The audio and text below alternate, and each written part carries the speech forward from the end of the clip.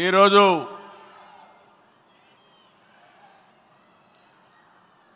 భారతదేశం మొత్తం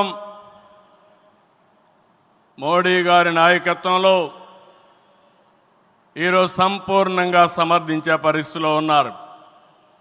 ఈ సందర్భంగా ఒక్క విషయం మీ అందరి దృష్టికి తీసుకురావాల్సిన అవసరం ఉంది. ఎప్పుడైనా సరే ఒక ఫ్యామిలీ, ఒక ఇండస్ట్రీ, ఒక కాన్స్టిట్యుయెన్సీ, ఒక కంపెనీకి దేనికైనా ఎఫెక్టివ్ లీడర్ ఉంటే ఆ ఇండస్ట్రీ బాగుపడుతుంది. Today I'm proudly saying right time right leader for the nation, that is Narendra Modi ji. Very strong leader, balanced leader. ప్రపంచం మొత్తం all over the world people are accepting his leadership. That is the greatness of Narendra Modi ji. All these things, all of us have to understand. Modi ji became Prime Minister in 2014. India was ranked 10th in the world economy. Modi ji has brought the country from 10th place to 5th place in his 11 years rule. According to IMF, our country is expected to surpass Japan and reach 4th place this year. It will also surpass Germany and reach 3rd place by 2027. Now 2047, through Vikasit Bharat, our Prime Minister is planning to make India number 1 or 2. That is possible only with Narendra Modi ji.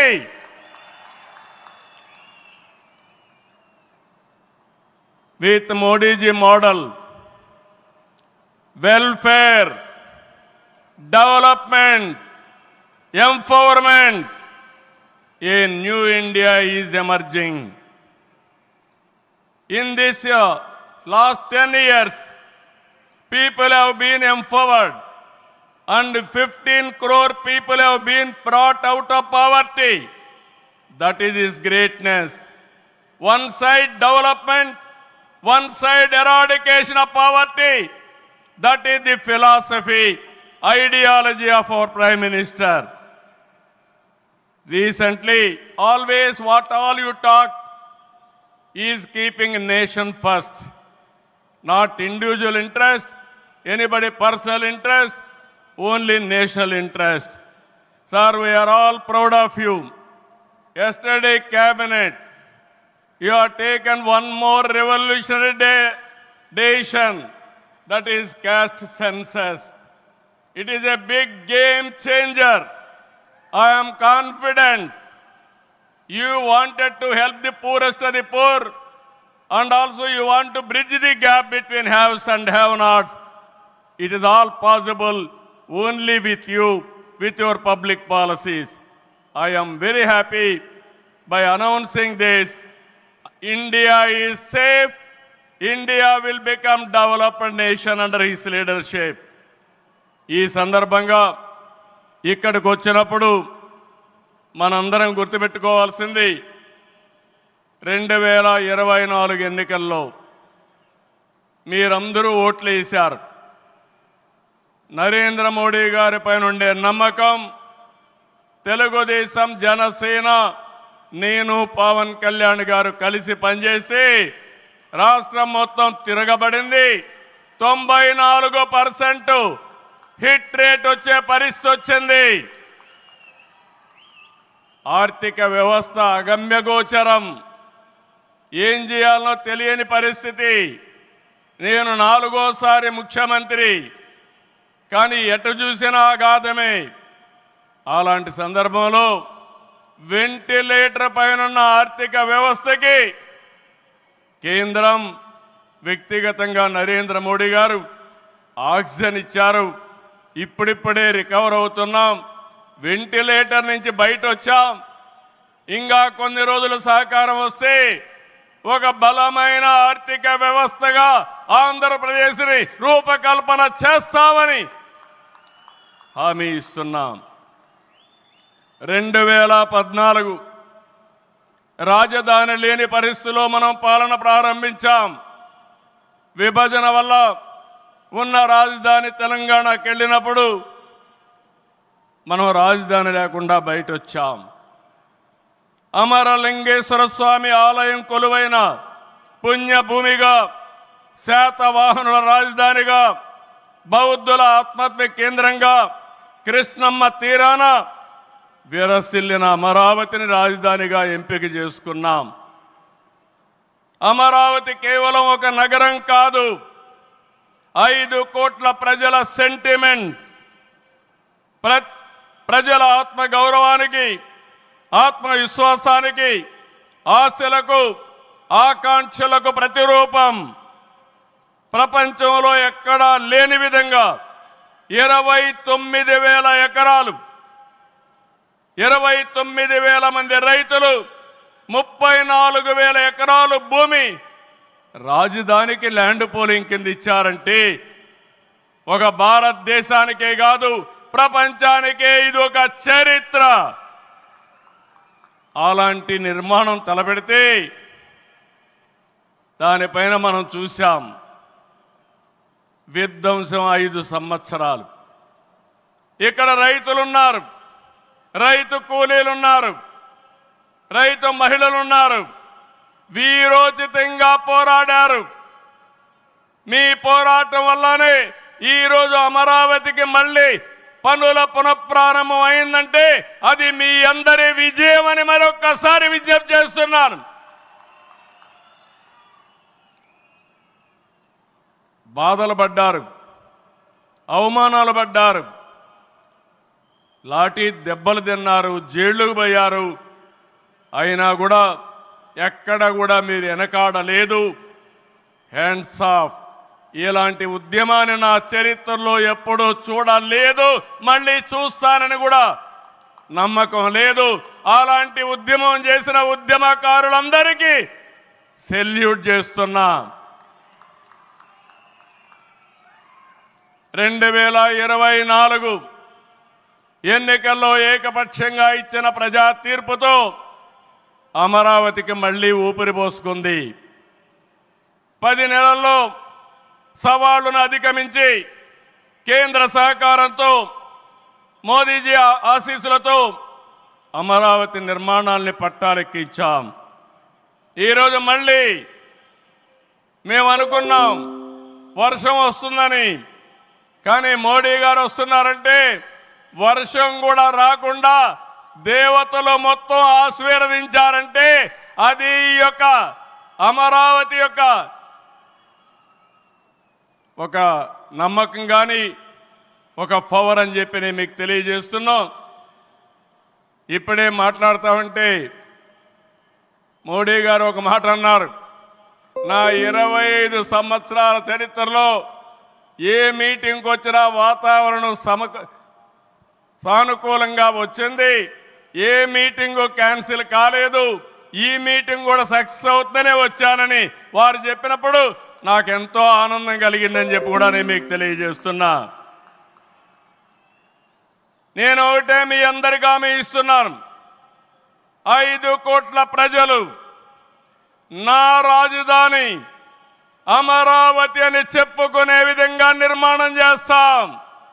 ఇక్కడ ఉండే వాళ్ళందరూ చెప్పండి, నా రాజధాని, నా రాజధాని, నా రాజధాని. ఇలాంటి కార్యక్రమానికి మనం ముందుకు పోతున్నాం. ఆనరబుల్ ప్రైమ్ మినిస్టర్ ఈరోజు రీస్టార్ట్ చేశాడు. మళ్ళీ I'm requesting honourable prime minister, after 3 years he has to come for inauguration of new capital. We are confident of building within 3 years time. With your kind cooperation we will get it done. ఒక్క రోజున 49,000 కోట్ల విలువైన 74 పనులకు శంకుస్థాపన చేశాం. 5,028 కోట్లకు చేపట్టి 9 కేంద్ర ప్రాజెక్టులకు శంకుస్థాపన చేశాం. 8 జాతీయ రహదారులు 3,620 కోట్లతో ఈరోజు ప్రారంభం చేసుకున్నాం. 3 రైల్వే ప్రాజెక్టులు ప్రారంభించుకున్నాం. మొత్తం కలిస్తే 94 ప్రాజెక్టులు 57,962 కోట్లకు ఈరోజు ఫౌండేషన్లు కానీ ప్రారంభాలు చేసుకున్నామంటే అది మోడీ గారి నాయకత్వం అని చెప్పి కూడా నేను మీకు తెలియజేస్తున్నా. ఈరోజు ఈ రాజధాని ఒక వరల్డ్ క్లాస్ క్యాపిటల్గా తయారు చేస్తాం. 30% పచ్చదనం ఉంటుంది. జల వనరులతో ఆహ్లాదకరంగా తీర్చిదిద్దాం. నవనగరాలు రాజధానిలో భాగంగా ఉంటాయి. మొన్నే ఆనరబుల్ ప్రైమ్ మినిస్టర్ గారికి ఎక్స్ప్లెయిన్ చేశాను. వారు కొన్ని సూచనలు ఇచ్చారు. ఆ సూచనలన్నీ తీసుకుంటాం. వారి గైడెన్స్ తీసుకుంటాం. ఈ నగరాన్ని భావి తరాలకు 21st సెంచరీ కింద ప్రపంచం మెచ్చే నగరం తయారు చేసే విధంగా తయారు చేస్తామని ఈ సభ సందర్భంగా మీ అందరికీ విజ్ఞప్తి చేస్తున్నాను. ఇన్నర్ రింగ్ రోడ్ కానీ outer ring road well plan సిటీగా భవిష్యత్ నగరంగా ఆంధ్రప్రదేశ్ అమరావతి ఉంటుంది. గ్రీన్ ఫీల్డ్ ఎయిర్పోర్ట్ కడతాం. ప్రపంచంలో అన్ని నగరాలకు అనుసంధానం చేస్తాం. ఇక్కడ ఎడ్యుకేషన్ హబ్గా ఉంటుంది. కనీసం 5 లక్షల మంది పిల్లలు ఇక్కడ చదువుకునే పరిస్థితి వస్తుంది. ఎప్పుడు కూడా ప్రధానమంత్రి గారు ఒకటే కోరుతారు, మంచి ఎడ్యుకేషన్ ఇన్స్టిట్యూషన్ తీసుకురండి. దానివల్ల భావితరాల భవిష్యత్తు బాగుంటుందని వారు సలహాలు ఇస్తుంటారు. అందుకే ఒక ఎడ్యుకేషన్ హబ్గా తయారు చేస్తాం. ఒక హెల్త్ సిటీని క్రియేట్ చేస్తాం. వారు సూచించిన విధంగా జపాన్ మియావాకి తరహాలో రాజధాని మొత్తం ఆహ్లాదకరమైన పచ్చదనానికి శ్రీకారం చుడతామని చెప్పి కూడా నేను మీకు తెలియజేస్తున్నా.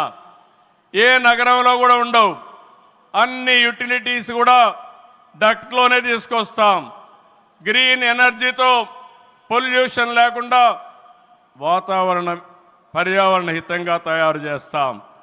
ఇన్లాండ్ వాటర్ వేస్ కానీ cycling track, district cooling, walking path ఇవన్నీ కూడా తయారు చేస్తాం. ఇప్పటికే కొన్ని ఇన్స్టిట్యూషన్స్ ఉన్నాయి. బిట్స్ బిలాని వస్తుంది, XLRI వస్తుంది, గ్లోబల్ లీడర్షిప్ సెంటర్ వస్తుంది, రతన్ టాటా ఇన్నోవేషన్ హబ్ కూడా ఇక్కడ ప్రారంభిస్తాం. Sir, I'm very happy to inform you, technology means only Narendra Modiji. No other politician can understand technology. Only Modi ji is understanding technology. Sir, you brought for this country semiconductor. You brought this country JAM model. Jandan, Aadhaar, mobile, how integrated you have done that. And also UPI, one of the best in the world. Maximum transactions today. 2023 you started quantum mission. I am very happy to inform you, sir. Today we had MOUs with TCS and MBM, IBM and also L&T who had a MOU. We are starting here. Sir, only one request.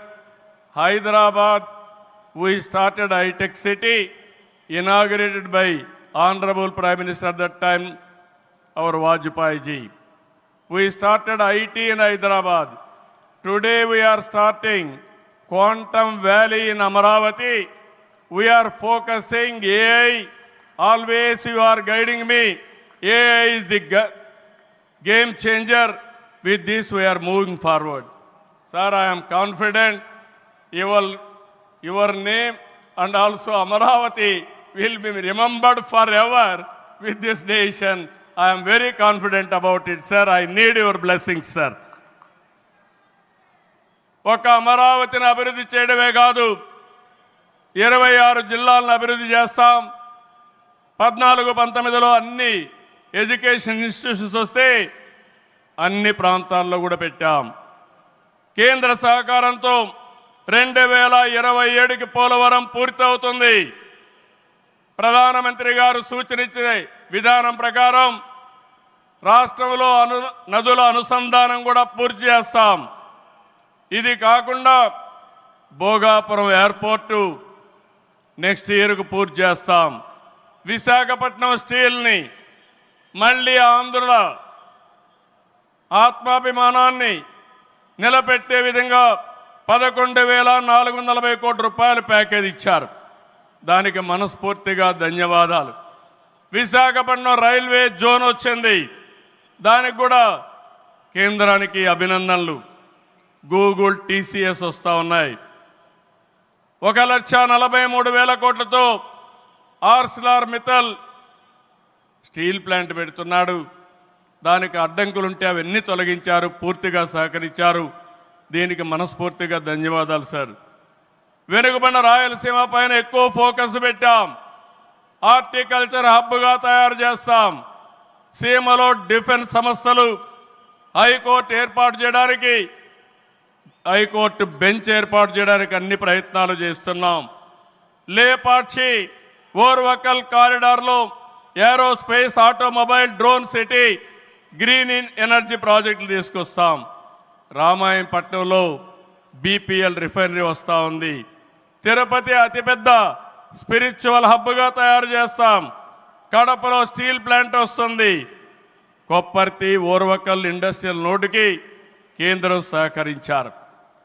ఇటీవల కాలంలో ప్రధానమంత్రి గారు విశాఖపట్నం వచ్చి NTPC green hydrogen కూడా శంకుస్థాపన చేశారు. నా ఇవన్నీ చేసినప్పుడు ఇవన్నీ సాధ్యమేనా అంటే డబల్ ఇంజన్ సర్కారు వల్ల, కేంద్ర ప్రభుత్వ సహకారం వల్ల సాధ్యమయ్యాయని మరొక్కసారి మీ అందరికీ విజ్ఞప్తి చేస్తున్నాను. ప్రధానమంత్రి గారు ఎప్పుడు కూడా అభివృద్ధి వైపు ఉంటాడు. దేశాన్ని ముందుకు నడిపించాలి. ఎంత తొందరగా నడిపిస్తే అంత మంచి జరుగుతుందని కోరుకునే వ్యక్తి. వారి ఆశీస్సులతో ముందుకు పోతాం. తొందరలోనే మళ్ళీ ఒకసారి రమ్మని వారిని కోరుకుంటున్నా. వస్తాను కూడా హామీ ఇచ్చారు. జూన్ 21వ తారీఖున విశాఖపట్నంలో 10th yoga day, 10 years yoga day జరుపుకుంటున్నాం. అది గ్రాండ్గా చేసి ప్రపంచానికే యోగా మనం ఇచ్చే పరిస్థితి వస్తుంది. అది ప్రధానమంత్రి నరేంద్ర మోడీ గారు ప్రపంచానికి ఇచ్చే కానుకని చెప్పి కూడా నేను మీకు తెలియజేస్తున్నా. ఈ యోగా వల్ల చాలామంది ఆరోగ్యం బాగవుతుంది, కాన్సంట్రేషన్ పెరుగుతుంది. అది నమ్మిన వ్యక్తి నరేంద్ర మోడీ గారు. నమ్మడమే కాదు, దీన్ని ప్రమోట్ చేస్తున్నారు. మళ్ళీ తొందరలో వారు వస్తున్నారు. వారు రాక మనందరికీ ఒక స్ఫూర్తి, ఒక టానిక్ అని చెప్పి మరొకసారి తెలియజేసుకుంటూ ఈ కార్యక్రమానికి వచ్చినటువంటి మీ అందరికీ పేరు పేరున మనస్ఫూర్తిగా ధన్యవాదాలు, నమస్కారాలు. జై హింద్, జై అమరావతి, జై ఆంధ్రప్రదేశ్. భారత్ మాతా కి, భారత్ మాతా కి, భారత్ మాతా కి.